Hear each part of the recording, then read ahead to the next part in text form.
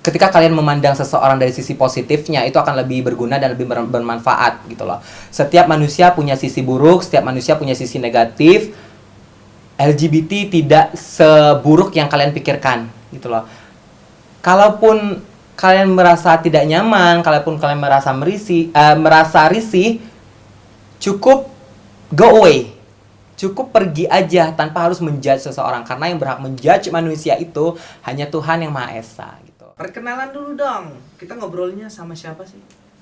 Hai guys, perkenalkan nama saya Sabrina, usia saya 23 tahun. Hobi saya shopping dan sekarang saya tinggal di Pangkal Pinang, Bangka Belitung. So, jadi kakak Sabrina ini siapa sih sebenarnya? Siapa sih Power Ranger-nya? Oke. For sure, I'm a transgender. Woo! Oke, yeay. Suatu kebanggaan untuk saya. Ya, jadi saya adalah seorang transgender. Jelasin dong, transgender menurut kamu itu apa sih sebenarnya? Ya, sudut pandang Kak Sabrina tentang transgender. Oke. Menurut aku, transgender itu adalah kondisi seseorang di mana ia merasa identitas gendernya itu berbeda dengan jenis kelamin yang ia dapat sejak ia lahir. Oke. Dan transgender itu artinya luas banget nih, karena memang transgender terbagi lagi dalam beberapa bagian gitu. Pokoknya secara sederhananya transgender itu adalah orang-orang yang sudah merubah penampilan dan perilakunya karena dia merasa nggak nyaman dengan apa yang dia miliki, apa yang dia punya, sehingga dia lebih ngikutin soul atau jiwanya aja gitu. Transgender itu ada pembagian nggak sih, atau ya transgender orang yang berusaha untuk mencoba merubah jenis kelaminnya atau gimana? Oke, sebenarnya transgender itu banyak banget nih masih pembagiannya. Ada transpuan, kemudian ada trans laki, kemudian juga transseksual. Nah, aku jelasin nih. Memang terkadang ada beberapa orang yang dia ngerasa transgender itu hanya seseorang yang ketika dia sudah dia merasa feminim dan dia merubah penampilannya. Sebenarnya enggak. Jadi transgender itu sendiri dia ada yang heteroseksual, kemudian dia ada yang homoseksual, ada bisexual maupun lain-lainnya gitu. Transgender ada hubungan nggak sama transmat? Kayaknya masih Nggak ada. saudaraan. Nggak Kayaknya ada masih dong. saudaraan Oh, ya. itu saudaraan. Saudaraan dia anaknya Trans TV sih kayaknya. Duh. Kayaknya. Pertama kepikir untuk menjadi seorang transgender itu gimana sih? Pertama kali Oke. kepikir gitu. Wah, pengen jadi transgender nih gimana? ya? Berubah Oke, gitu, lihat iya. kaca kan. Oh. Kayaknya aku transgender. Iya. Oke. Gimana tuh? Sebenarnya untuk kepikir jadi transgendernya ya maybe beberapa waktu terakhir, karena memang dari dulu itu masih minim banget wawasan, belum tahu itu apa itu transgender, dan aku pun kayak yang belum ngerasa belum ada yang salah gitu loh. Sampai ketika aku mencapai usia remaja kisaran 15 sampai 16 tahun, mendapatkan beberapa perlakuan dari teman sekolah kayak gitu. Dan Perlakuannya gimana maksudnya? Ya. Gimana tuh? Cengin, bisa dicengin aja ya? bullying, bisa Oke. aja perlakuan apa ya? Maksudnya biasanya mereka memperlakukan aku tidak seperti memperlakukan teman-teman cowok yang lainnya gitu loh. Oke. Dan kamu nyaman? Dan ada beberapa perlakuan yang nyaman dan ada beberapa perlakuan yang enggak juga gitu. Contohnya gimana? Contoh yang gak nyaman nih. Yang enggak nyaman ya kayak dipanggil banci atau apa. Oke. Karena pada dasarnya waktu itu kan belum sadar nih atas kondisi yang terjadi gitu loh. Iya. Aku masih kayak yang fine aja. Toh problemnya apa gitu kan, aku pikir kayak problemnya apa. Dan aku nggak ngerasa melakukan suatu kesalahan gitu loh. Tapi beberapa perlakuan juga bikin aku nyaman karena memang dari kecil aku tumbuh di lingkungan di kompleks yang memang anak-anak seumurannya adalah cowok semua. Dan aku nggak ngerasa kayak sama kayak mereka gitu loh. Kayak yang Ada yang beda aja gitu. padahal main bareng atau ngabisin waktu itu bareng, tapi kayak yang aku lebih nyaman di ketika aku diperlakukan lebih dimanjakan atau Oke. apa gitu. Kalau Kak Sabrina sendiri feminimnya tuh dari kecil atau udah gede atau ada faktor lainnya sih enggak? Gimana? Gimana tuh? Jadi saya pribadi itu sebenarnya tanpa disadari kali ya, tanpa disadari sebenarnya feminimnya udah dari kecil, karena memang sejak TK sebenarnya belum sadar kalau saya tuh feminim, cuma memang lebih menikmati kondisi kayak yang main bareng cewek, kemudian melakukan aktivitas-aktivitas yang dilakukan anak-anak perempuan gitu loh. Tapi kalau sadar feminimnya itu maybe di usia 13 sampai 14 tahunan gitu, ketika SMP. Terus ada kemungkinan faktor lain nggak menjadi transgender, atau faktor lingkungan atau trauma masa kecil mungkin? Oke. Aku jelasin sedikit nih pengetahuan yang aku dapat dari searching dan pengalaman dari para senior. Jadi mereka bilang, oke. Ada senioritas ya? Bukan senioritas sih, tapi kita menganggap orang yang lebih berpengalaman, orang yang lebih Kayak tua dari susuran kita ya? itu ya dianggap senior gitu. Sorry kayak suzuran bener. Apa tuh susuran? Suzuran, orang dulu sekolah Jepang. Oh lu nggak nonton TV lu? Oke. Skip aja. Oke.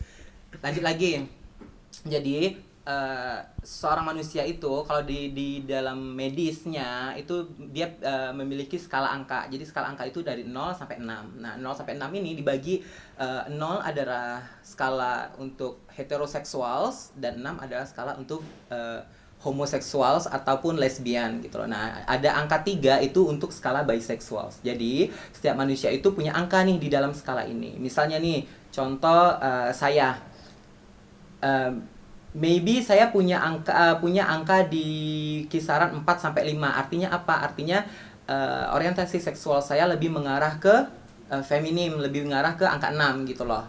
Nah, bedanya misalnya nih seorang heteroseksual dia berada di angka 1, berarti dia masih pure, bisa dikatakan pure heteroseksual. Tapi ketika dia sudah bergeser angkanya ini bisa bergeser dengan banyak banget faktor dan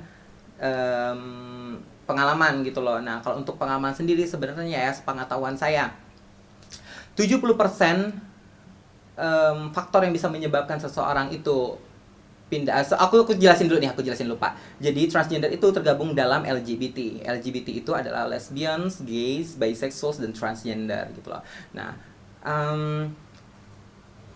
jadi dari 100% itu 70% faktor penyebab dari seseorang bisa menjadi pindah haluan dari heteroseksual menjadi LGBT itu adalah lingkungan 70%. Oke. Nah, lingkungan ya bisa jadi di mana dia tumbuh dan lain sebagainya. Kemudian 25%-nya itu adalah proses perjalanan hidupnya. Proses perjalanan hidup itu ya, maksudnya apa? Maksudnya adalah apa yang dia dapat dalam hidupnya dari mulai dia tumbuh nih, usia tumbuh dari balita sampai dia sampai dewasa. Nah, jadi pesan saya nih buat para orang tua, untuk kalian yang punya anak di usia balita sampai dewasa, sampai remaja, itu sangat penting banget memberikan vibe positif untuk anak-anaknya, sehingga apa yang kalian lakukan di awal itu akan berpengaruh ke akhirnya gitu, ke depannya. Karena memang bisa jadi si anak mendapatkan trauma di masa kecilnya, entah dia mendapatkan pelecehan seksual atau dia bullying atau lain sebagainya gitu.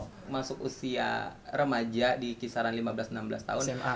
Ya, aku ngerasa something wrong with me gitu loh. Ada sesuatu yang salah. Kayak yang ini nggak bener nih. Kayak yang apa ya? Aku semakin nyaman dengan apa yang dilakukan anak-anak perempuan. Contohnya ini memang dulu masa pertumbuhanku itu karena memang aku suka nari, suka make up. Jadi memang aku tumbuh di sekitar orang-orang yang melakukan hal-hal seperti itu Ruang gitu lingkup loh. wanita lah ya. Ya, ruang lingkupnya wanita gitu loh.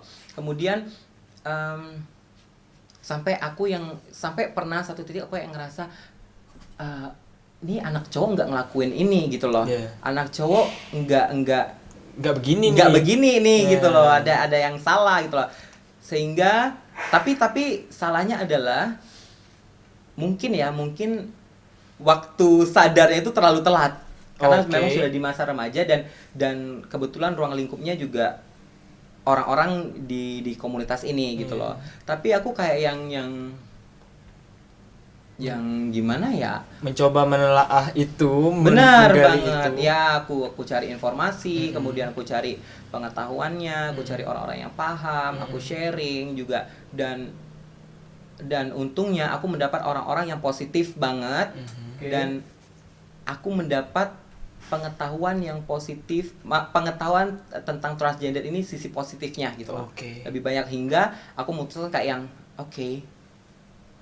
Saya this is hijrah. my life gitu loh. Nah. Ini yang aku cari, di mana Hmm. aku ngerasa ketika aku berhubungan dengan orang-orang di komunitas ini, mereka lebih bisa menghargai apa yang aku lakukan gitu loh. Melindungi. Ketimbang- ya, mereka lebih care, lebih bisa melindungi dan lainnya.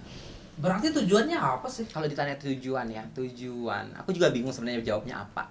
Karena sebenarnya dalam hidup aku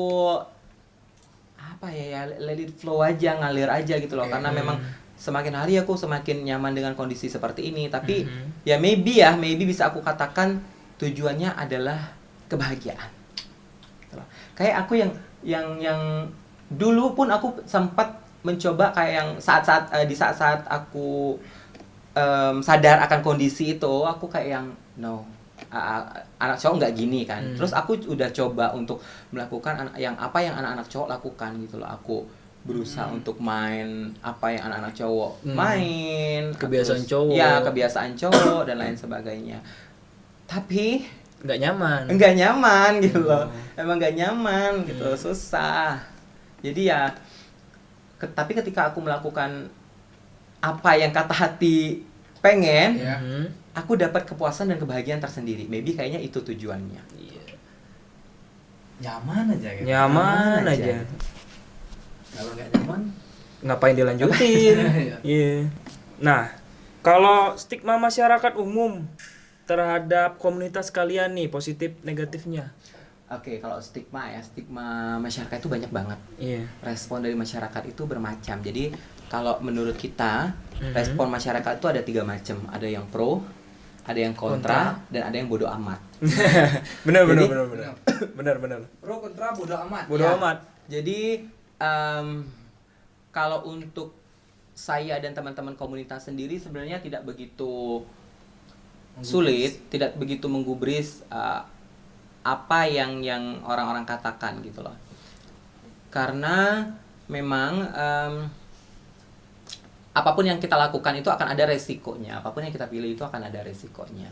Dan ketika kami memilih, otomatis kami Sudah siap. siap menerima resikonya itu. Nah, tapi syukurnya adalah kalau untuk saya pribadi, saya dikelilingi oleh orang-orang yang positif. Orang-orang positif yang saya maksudkan adalah orang-orang yang seperti saya bilang tadi, ketika kita bisa membuktikan apa yang kita pilih, mereka kayak yang ya udah fine aja. Maybe tidak banyak yang pro juga atau nggak banyak juga yang secara belak-belakan mendukung, tapi setidaknya mereka bisa menerima. Setidaknya ada. Ya, setidaknya mereka bisa menerima apa yang kami pilih itu ada alasannya Oke. gitu. Yang terburuk. Yang terburuk pernah banget. Kak Sabrina alami itu apa? Oke, seperti yang aku bilang tadi, bahwa untungnya kalau aku pribadi selalu dikelilingi oleh orang-orang yang positif. Jadi kalau untuk respon yang negatif, respon yang kontra itu ada, tapi nggak yang sampai melakukan kekerasan atau apapun. Tapi aku pernah cerita nih sama teman-temanku yang mungkin hidupnya tidak seberuntung aku, Iya. tidak dikelilingi oleh orang-orang yang juga bisa nerima dia apa adanya gitu loh. Banyak teman-temanku yang harus bekerja di jalanan, mereka mendapatkan perlakuan yang kurang enak dari orang-orang yang mungkin merasa risih atau tidak nyaman dengan mereka. Macam-macam, ada yang sampai dilempar batu, ada yang sampai dilempar air comberan, dan banyak lagi hal-hal yang lebih kasar yang dilakukan, bahkan sampai ada yang pakai senjata tajam dan lain sebagainya gitu loh. Nah, yang aku maksudkan tadi itu yaitu karena menurutku gini ya, aku pengennya yang merubah stigma masyarakat itu adalah kita sendiri gitu loh. Karena terkadang juga aku suka sedih dengan teman-teman ya, kayaknya untuk di negara kita, untuk di tempat kita, untuk mendapat pengakuan itu susah. Tapi setidaknya kita tidak menagih atau memaksa gitu loh. Nah, aku tidak pernah mempermasalahkan nih apa yang orang katakan, tapi setidaknya teman-teman komunitas ini bisa ikut menjaga perilaku juga gitu loh, menjaga perilaku, karena apa yang kita dapat itu pasti hasil dari apa yang kita tanam gitu loh. Maybe mungkin ada perbuatan-perbuatan kita yang membuat orang risih atau apa, sehingga ada oknum lain yang coba untuk berperilaku kurang enak juga terhadap kita gitu. Yang penting jaga attitude ya. Benar, harus dong. Kerjaan apapun itu, yang penting Apapun attitude. itu. Percuma kalau lu berskill, kalau nggak punya attitude, Benar. zong men. Lu jabatan lu tinggi, setinggi apapun kalau lu nggak punya Benar. attitude, lu Nggak zong ada. deh kita men. Yoi. Itu gimana sih kalian menemukan satu komunitas misal ataupun kita tahu dia itu LGBT gitu. Nih anak tuh Oke. LGBT nih, gay nih anak nih, gimana tuh? Oke, sedikit nyangkut sama yang tadi sama respon masyarakat. Sebenarnya kenapa di dalam komunitas ini kenapa banyak banget teman-teman transgender yang lebih dirugikan, karena memang secara penampilan teman-teman transgender itu lebih nampak. Iya. Oke, Oke. banyak teman-teman yang sudah memutuskan untuk merubah penampilannya, baik itu mereka berdandan, berpakaian dan lain sebagainya gitu loh. Nah, kalau untuk lesbian, gay atau bisexual, berhubung mereka menutup diri juga, jadi sedikit untuk orang awam, beberapa orang awam sedikit sulit membedakan karena mereka juga hidup seperti orang-orang pada umumnya gitu loh. Tapi setahu saya untuk teman-teman di komunitas itu sendiri, mereka biasanya nih selain feeling, yang pertama selain feeling, mereka juga memanfaatkan kecanggihan teknologi. Oke, Apa itu? Jadi kayak sekarang sudah banyak banget aplikasi-aplikasi di smartphone, di pokoknya App Store. aplikasi-aplikasi sosial ya, Sosial. sosial, sosial yang bisa mereka gunakan untuk saling sharing atau saling ngobrol gitu loh. Oh. Kayak Ada beberapa ya kayak aplikasi cari jodoh, cari itu khusus pasangan. LGBT. Ya? Ada beberapa aplikasi yang memang dihususkan untuk teman-teman di komunitas itu. Baru tahu gua kayak berarti. Ya, kurang lebih. Gua kayak main gitu. tuh kemarin tuh. Nggak usah disebutin. Iya. Ya, tapi ada memang Mungkin beberapa Facebook aplikasi. namanya. Ya.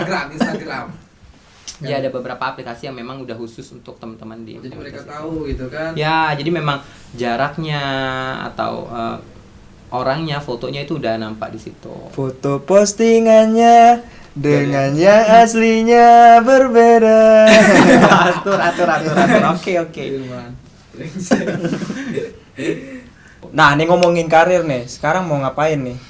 Lagi sibuk apa nih karirnya? Sibuk. Yoi. Oke. Kalau Sibuk sekarang atau sok sibuk? sangat sibuk saya. Oh, iya. Saking sibuknya, Untuk menyibukkan diri ya juga. untuk menyibukkan diri juga kan. Nggak bisa. Jadi Sibuk. kalau saya sendiri sekarang itu kebetulan saya adalah seorang makeup artist. Jadi memang kerjanya itu fokusnya di bidang tata rias, di bidang kecantikan, makeup. Nah, selain itu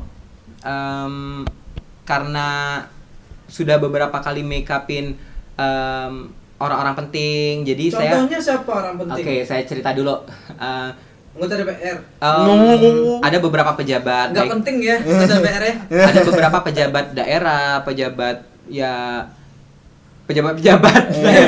pejabat lah pokoknya, dan juga ada beberapa pelaku pageant kayak putri-putrian, model-model juga yang udah aku bantu tangani gitu loh. Nah, tahun 2016 aku kenal dengan salah satu orang yang baik banget sama aku.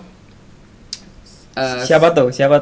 Ada namanya Bunda Eka. Oh. Ya, Bunda Eka itu jadi Bunda Eka itu tahun 2016 dia adalah IO yang pegang pemilihan Putri Indonesia Bangka Belitung. Nah, Tahun berapa itu? 2016. Oke. Ya, 2016.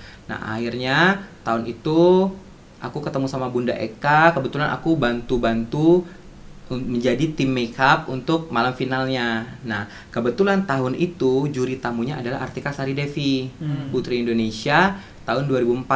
Nah, kebetulan juga kan dari Bangka Belitung tuh dia. Nah, saat datang ke lokasi acara itu pertama kalinya aku ketemu idola yang kebetulan juga idolaku.